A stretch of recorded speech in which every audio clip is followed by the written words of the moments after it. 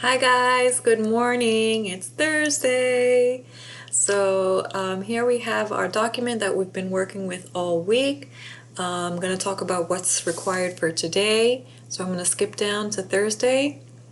For Thursday in reading, what you're going to do is look at paragraph 5. That means we got to go back to that text, okay? That one reading that we had this week. Reread the paragraph, then answer the following question. What inferences can you make about the need to use straight trees based on this paragraph, okay? Straight trees as opposed to bent or curved trees, how would that impact building a log, okay? For word study, here are the word study words. You're going to choose one of the activities to complete. Choose an activity you haven't completed yet so far this week.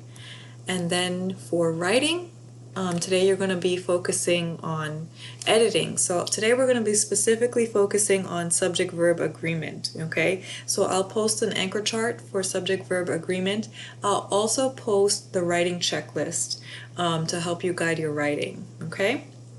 So one more thing I do want to say and try to clear up a little bit. Many of you were able to kind of add a new page or add an additional page under this reader's response menu, and you were able to start writing your writing piece right underneath it on another page, which is great. If you're not able to, some of you emailed it to me, and that was fine. That'll be acceptable too. It's just a lesson for me that next time when I do create this Google document, I'll make sure to put a box that you can edit in, that you can type in your writing piece for the week. Okay?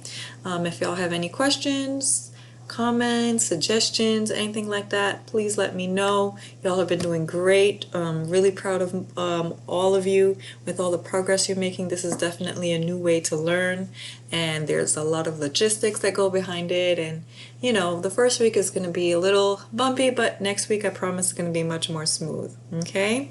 Y'all have a great Thursday. One more day, and then it's Friday. All right. See you guys. Have a great day. Bye-bye.